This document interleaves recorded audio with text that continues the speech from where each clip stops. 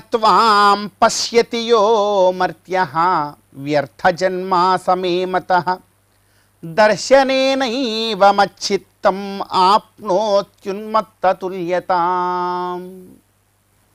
అత్యంత పవిత్రమైనటువంటి ఈ పాల్గొన మాసంలో శుభోదయ వేళలో దేవదేవుడైనటువంటి శ్రీమన్నారాయణుణ్ణి, కలియుగ ప్రత్యక్ష దైవమైనటువంటి శ్రీ వెంకటేశ్వర స్వామి వారిని పరిపరి విధాలుగా శరణాగతి చేస్తూ ఉత్తమమైన ఈ పాల్గొన మాస శుభోదయ సమయాన్ని మనం చరితార్థం చేసుకుంటూ ఉన్నాం.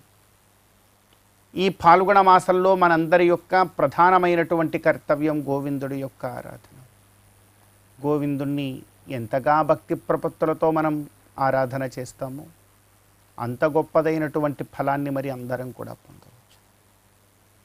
గోవిందుడి యొక్క ఆరాధన కోసమే అసలు మనకి ఈ జన్మ కలిగింది తప్ప వేవేవో లౌకిక కార్యాలు చేయడానికి కాదు. మానవ జన్మలో కటివరద హస్తాలతో ఉన్నటువంటి ఆ గోవిందుణ్ణి ఆరాధించడం కన్నా గొప్పదైనటువంటి భాగ్యం లేదు. మానవ జన్మలో ఇలా పుట్టినటువంటి మనకు గోవిందుడి కన్నా కూడా గొప్పదైనటువంటి ధనం కూడా ఏదీ లేదు.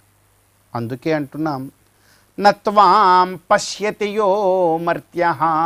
మనం పుట్టిందే ఆయన్ని అర్చించడం కొరకు కనుక మనం పుట్టి కూడా ఆయన్ని ఇంతవరకు చూడలేదు అంటే ఎందుకు ఈ మానవ జన్మ? అందుకే తిరుమలను మనం దర్శించుకోవాలి, స్వామిని చూడాలి. నత్వాం పశ్యతి యో మర్త్యః వ్యర్థజన్మా సమేమతః.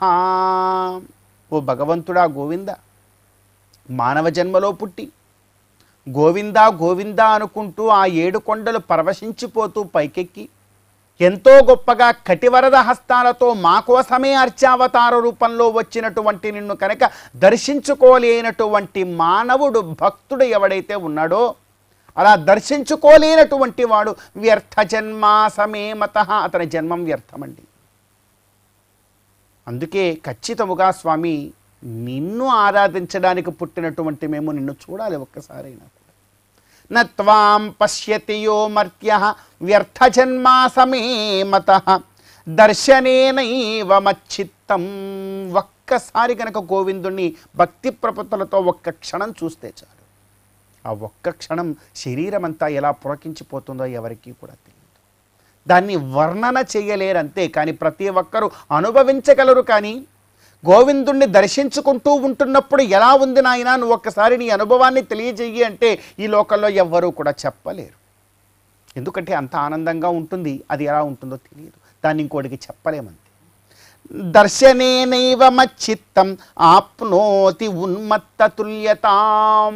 ఉన్మత్తుడై ఊగిపోతున్నట్లుగా గోవిందా ఒక్కసారి నిన్ను చూస్తే చాలు, నాకే తెలియటం లేదయ్యా, శరీరములో అణువణువు కూడా పులకించిపోతూ ఉన్నది, ఇంత ఆనందాన్ని నేను ఎక్కడా కూడా చూడలేదు అని భక్తులు కొనియాడుతూ ఉన్నారు గోవిందుడి యొక్క దర్శనం గురించి.